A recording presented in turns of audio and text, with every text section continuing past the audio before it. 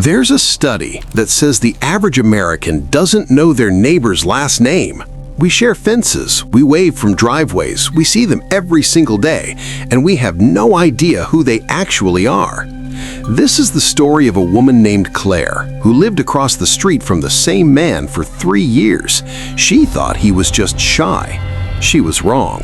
She was so wrong. My name is Claire. I'm 34. I'm a nurse. I own my home. I have a dog named Biscuit. And until 18 months ago, I was the kind of person who thought true crime podcasts were a little overdramatic. I don't feel that way anymore. I'm going to tell you about my neighbor, the man in the gray house at 14 Oldervale Drive. I never learned his real name until the police told me. For 3 years, I just called him the quiet one across the street. He moved in the spring of 2021. I waved. He didn't wave back. I thought, introvert. Fine, I'm busy. We all have our thing. The first thing I noticed, and I noticed it maybe a week after he moved in, then forgot about it for 2 years, was the windows. His house had 6 windows facing the street. By the end of his first week, every single one had been covered. Not with blinds, not with curtains, with that frosted contact paper, the kind that lets light through but you can't see anything on either side. I remember thinking, privacy guy, fine, some people don't like feeling watched. I respected that. What I didn't think about, what I should have thought about, was that the paper only blocks the view from outside. From inside, if you pressed your face close enough, you could see out just fine. For 2 years, I barely thought about him. I'd see his car, a gray Honda, always clean, in the driveway. I'd see him get the mail once a week, always around the same time on Thursdays, always wearing the same kind of clothes, dark pants, a gray zip-up jacket.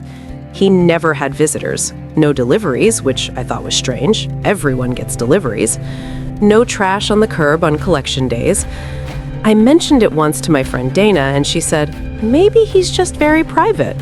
And I said, yeah, probably.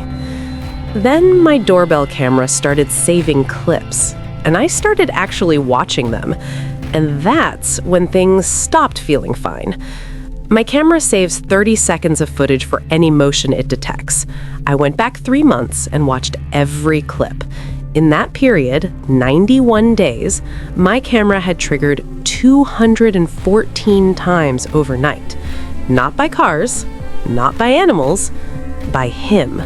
He would come out of his front door, walk to the end of his driveway, and stand there, facing my house, sometimes for 2 minutes, sometimes for 20. The timestamps ranged from 11 p.m. to 4 a.m., never the same time twice. He never looked at his phone. He never smoked. He just stood there, completely still, hands at his sides, looking at my house. And the thing that made my hands shake when I realized it, in not one single clip was he ever looking at anything except my bedroom window. I called the non-emergency police line. The officer I spoke to was kind. He was also very clear.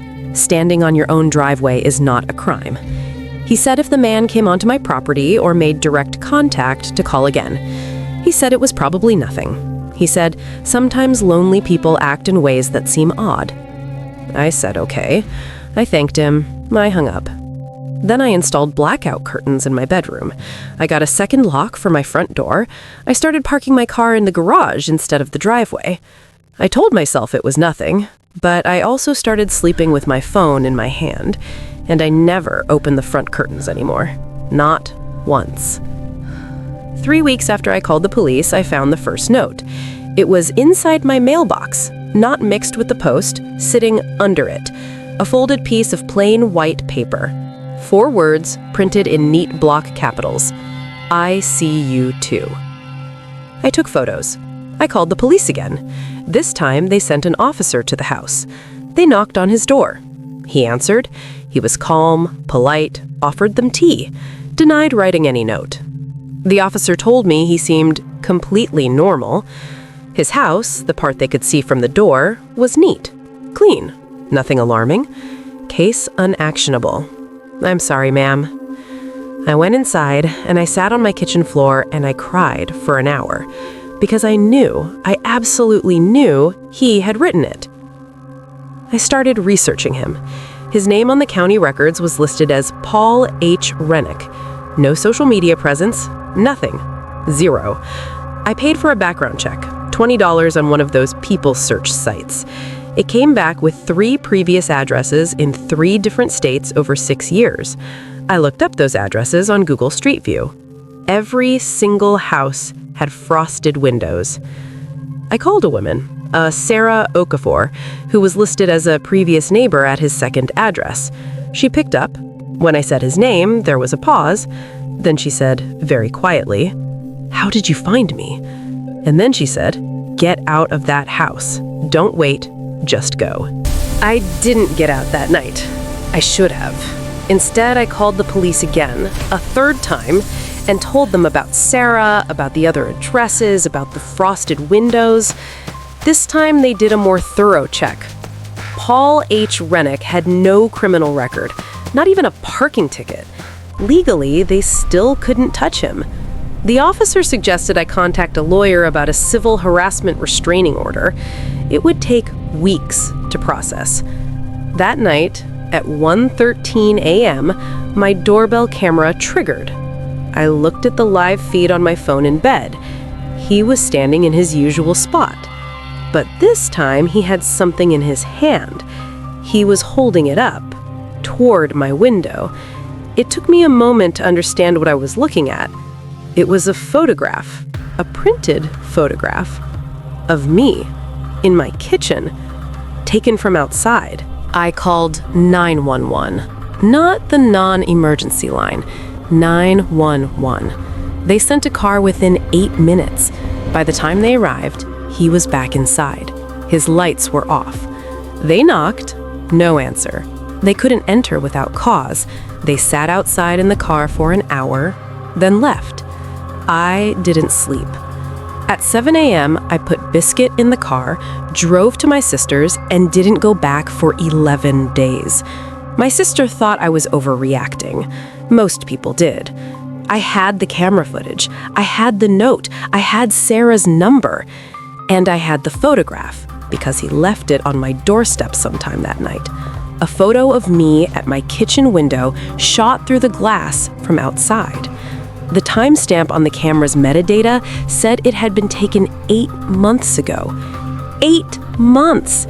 He had been this close, this deliberate for 8 months before I ever noticed him standing in the driveway. On day 9 at my sister's, I got a call from a detective, not local, from a county 2 states away.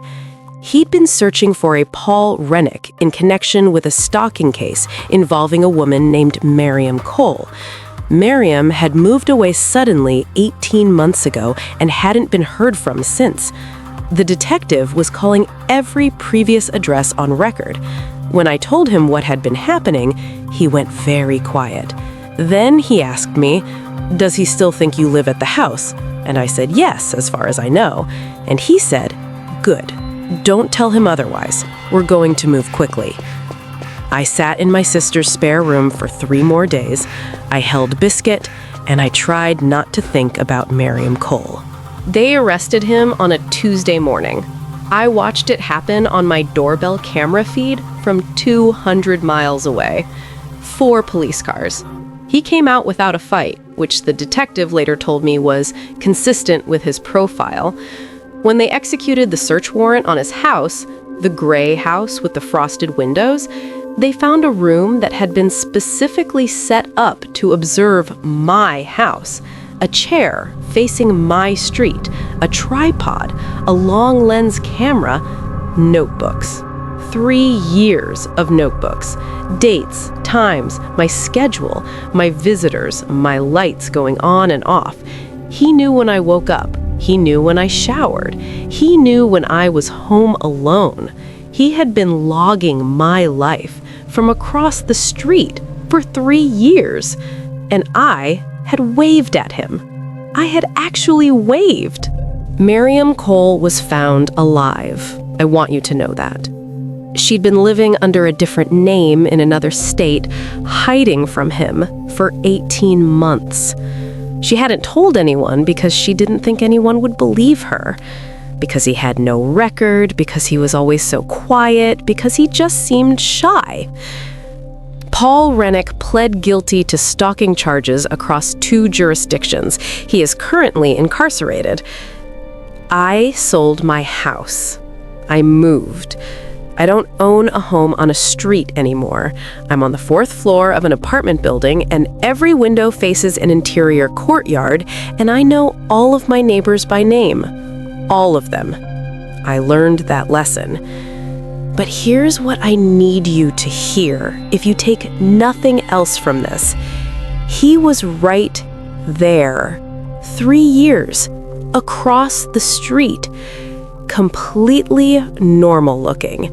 And the only thing that made him visible, the only thing, was a $20 doorbell camera and the willingness to actually watch what it recorded. So watch. Pay attention to the quiet ones, because sometimes quiet isn't a personality. Sometimes quiet is a strategy.